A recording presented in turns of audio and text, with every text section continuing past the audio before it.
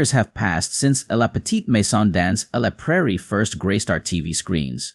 Do you remember the beloved characters from this iconic series? If yes, why don't you join us in this video to take a nostalgic journey to remember the stars of La Petite Maison à la Prairie? Sadly, many of the actors are no longer with us. Let's see who they are, shall you? The stellar cast, including Michael Landon, Karen Grassel, Melissa Gilbert, and Melissa Sue Anderson, became a household name, captivating millions of viewers throughout the show's 9 memorable seasons. The stories that the film refers to always create intimacy and appeal to viewers, even modern viewers today. However, many actors who accompanied the film that year have left us forever. The past is over, but the secrets of the past seem to be speaking now. First, there is the most beloved character in the movie. Number 1. Dabs Greer. Dabs Greer's illustrious screen career spanned an impressive 7 decades, leaving an indelible mark on the hearts of millions of Americans. While he had a prolific body of work, his enduring legacy is often associated with his role as Reverend Alden in the beloved classic La Petite Maison à la Prairie during the 1970s and 80s. Greer's journey began after attending college in the Midwest when he relocated to Pasadena, swiftly finding employment as an extra. His breakthrough came in the 1950s, with a role on the show Adventures of Superman. Over the following decades, spanning the 1950s to the 1960s, Greer made appearances on numerous television programs and in various films. While he often secured one-off roles in TV, he contributed to recurring work on the drama anthology series The Loretta Young Show and the college-set sitcom Hank. He also left an impression as Mr. Jonas on the popular Western series Gunsmoke. However, it was his portrayal of Reverend Alden on La Petite Maison à la Prairie that solidified Greer's place in the hearts of audiences. His tenure on the show lasted from 1974 to 1983, showcasing his enduring presence on the small screen. Even beyond this iconic role, Greer's familiar face continued to grace screens for 2 more decades, most notably as Rev. Henry Novotny on Picket Fences. Greer officially retired in 2003 after accumulating an impressive tally of more than 290 film and television productions. His final appearance was on the popular children's show Lizzie McGuire. Greer died of a kidney and heart ailment in 2007. He was 90 years old. Next is number 2. Karl Swenson. Karl Swenson, with decades of experience in his illustrious career, took on the role of Lars Hansen, the founder and chief elder of Walnut Grove in La Petite Maison à la Prairie. Unfortunately, this part would mark his final performance as Swenson passed away just days after filming the Season 5 episode where his character dies of old age. Swenson's career began in the 1930s as a radio actor, lending his voice to various programs, including Orson Welles' The Mercury Theater on the Air. Transitioning to the stage, he secured notable roles, such as playing David Beeves in Arthur Miller's first Broadway production, The Man Who Had All the Luck. It wasn't until his 50s that Swenson made his film and TV debuts with 4 Boys and a Gun and The Edge of Night within months of each other.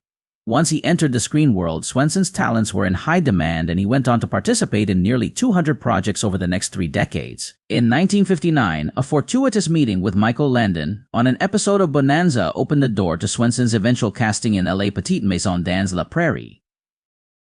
Tragically, this would be his final job as Swenson passed away in 1978 after suffering a heart attack at the age of 70. His contribution to the entertainment industry, spanning radio, stage, and screen, remains a testament to his talent and versatility. Number 3. Victor French. One of Victor French's early forays into acting was in a 1955 episode of TV Reader's Digest titled Human Nature Through a Rearview Mirror. His career continued to gain momentum as he appeared in 2 episodes of The Virginian in 1962 and 5 episodes of Bonanza from 1962 to 1971. Further solidifying his presence on the small screen, French made appearances in 18 episodes of Gunsmoke from 1966 to 1975. After concluding his role as Isaiah Edwards on La Petite Maison à la Prairie in 1983, French took on the character of Mark Gordon in the hit show Highway to Heaven. Airing on NBC from 1984 to 1989, the series showcased French's versatile talent. His television journey also included roles in Carter Country and Get Smart. In Karen Grassel's book Bright Lights, Prairie Dust, Reflections on Life, Love, and Loss from Little House's Ma, she recounts a conversation with Michael Landon about French's passing. Landon attributed French's death to alcohol, contrary to media reports stating lung cancer as the cause. French and Landon shared a deep friendship, and French expressed his admiration for Landon in various interviews. The actor considered working with Landon a privilege, emphasizing Landon's commitment to quality in his projects even when addressing sensitive topics. This collaboration extended beyond Highway to Heaven, as the duo had previously worked together on Bonanza and La Petite Maison dans la Prairie. French's portrayal of Mark Gordon on Highway to Heaven was a realization of a dream for the actor. Landon insisted on casting him, choosing substance over conventional good looks. French believed Landon's success stemmed from his dedication to quality and his ability to avoid excessive sentimentality, even when addressing poignant subjects in his shows. Victor French died on June 15, 1989. He reportedly died from lung cancer. Number 4. Michael Landon. In April 1991, Michael Landon, star of La Petite Maison dans la Prairie, made a poignant announcement about his battle with inoperable cancer.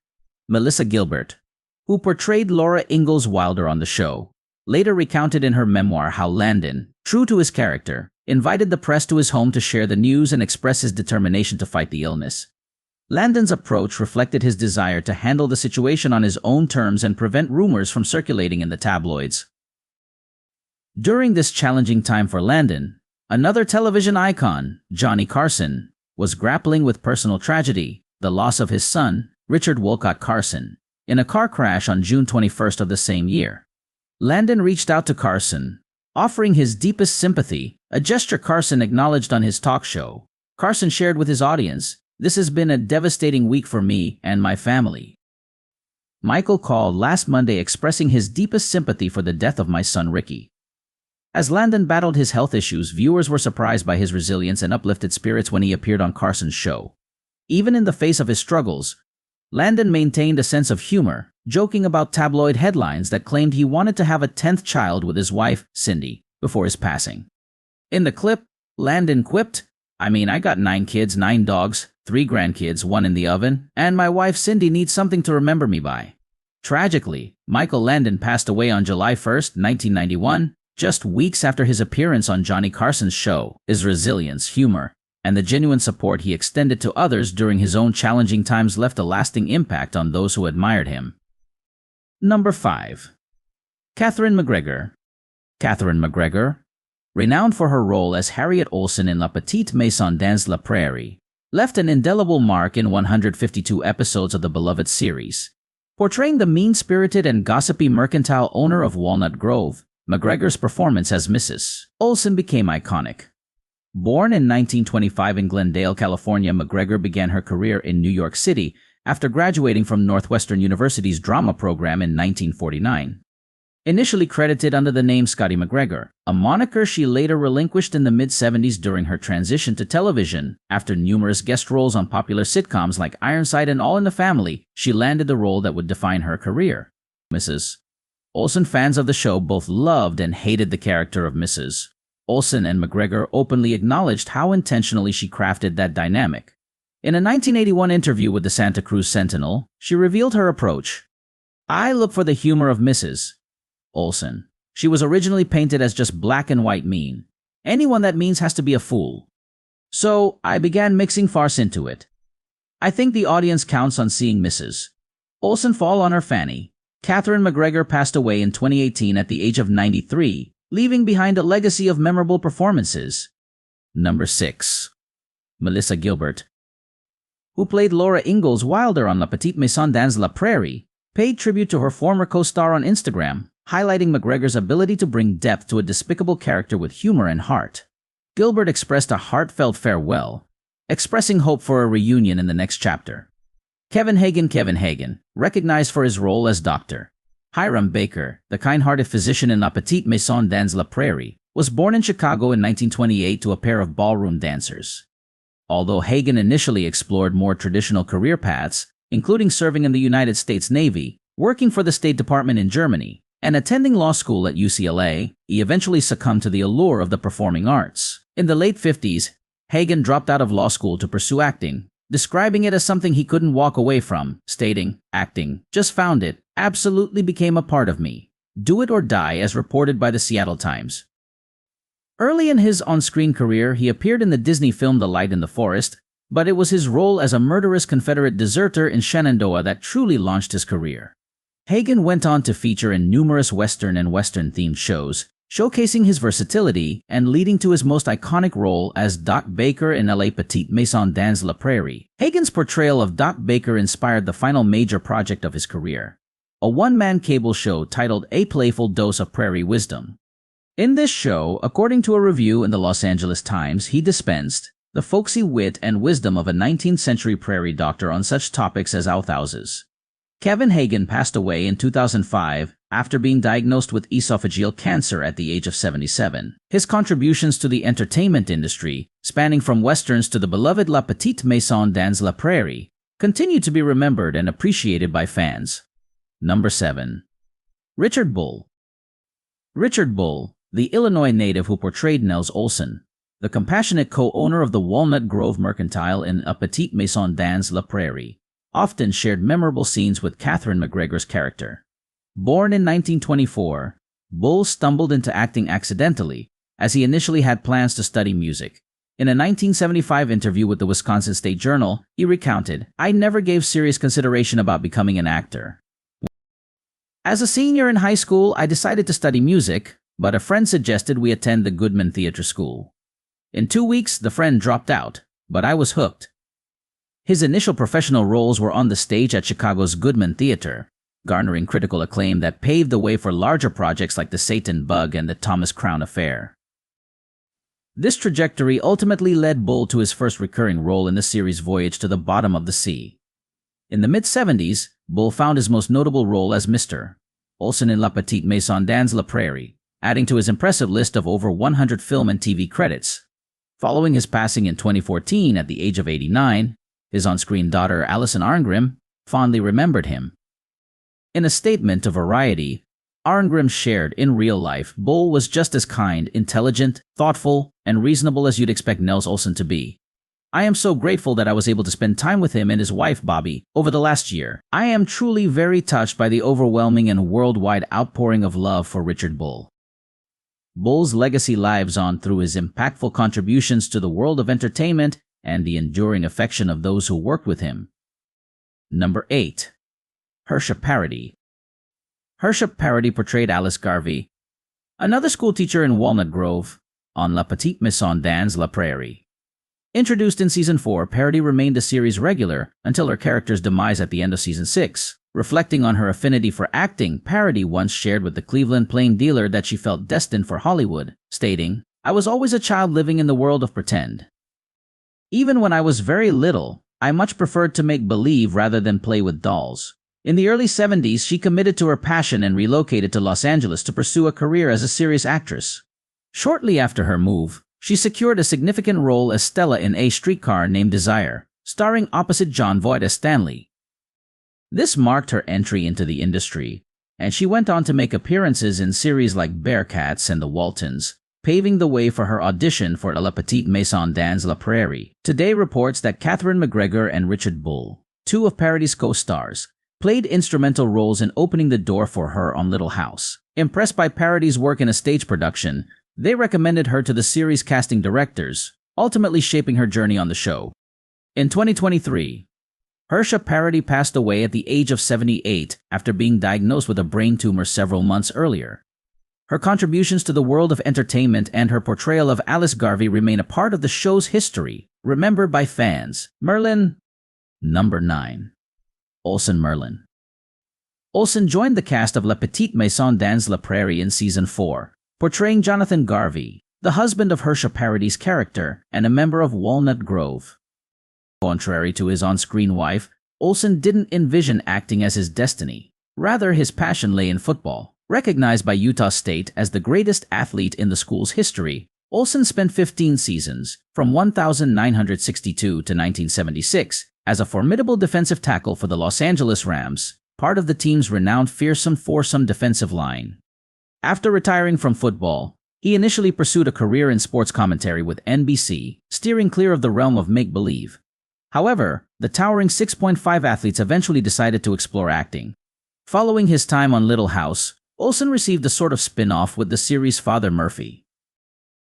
As the late 80s approached, he began to gradually ease out of active acting roles, dedicating more time to serving as a spokesperson for various brands. Olsen's life took a somber turn when he was diagnosed with mesothelioma, leading to his passing in 2010 at the age of 69. NFL Commissioner Roger Goodell paid tribute to Olsen as an extraordinary person, friend, and football player. He cared deeply about people. Merlin was a larger-than-life person, literally and figuratively, and left an enormously positive legacy, as reported by NBC. Olsen's impact extended beyond the football field, leaving behind a lasting legacy in the hearts of those who knew him and the fans who admired his work on and off the screen. Number 10. Steve Tracy. Steve Tracy, a later addition to the LA Petite Maison dans La Prairie cast, portrayed Percival Dalton, the husband of Nellie Olsen. Born in Ohio in 1952, Tracy discovered his passion for acting while studying drama at Los Angeles City College and comedy at the Harvey Lembeck Comedy Workshop during his college years. While his role in La Petite Maison dans La Prairie wasn't his initial professional job, it became his most recognized, marking a shift from bit parts and extra work in shows like Quincy M.E. Tracy's on-screen relationship with Alison Arngrim, who played his wife on the show, was so convincing that many assumed they were in a real-life relationship.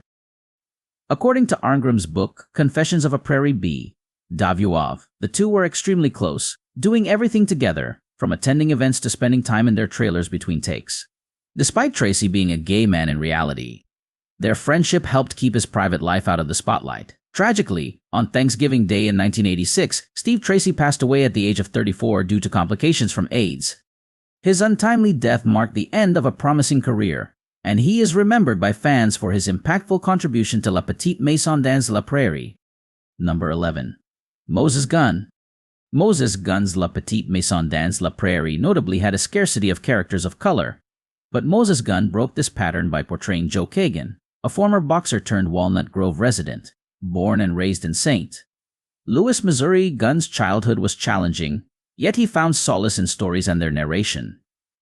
After serving in the Army and obtaining a bachelor's degree, he founded the theater company Footlights across Tennessee, which toured colleges in the South and Midwest. In 1968, Gunn co-founded the Negro Ensemble Company, contributing significantly to the performing arts landscape. While renowned primarily as a stage actor, Gunn received an Obie Award for Titus Andronicus and a Tony Award for The Poison Tree.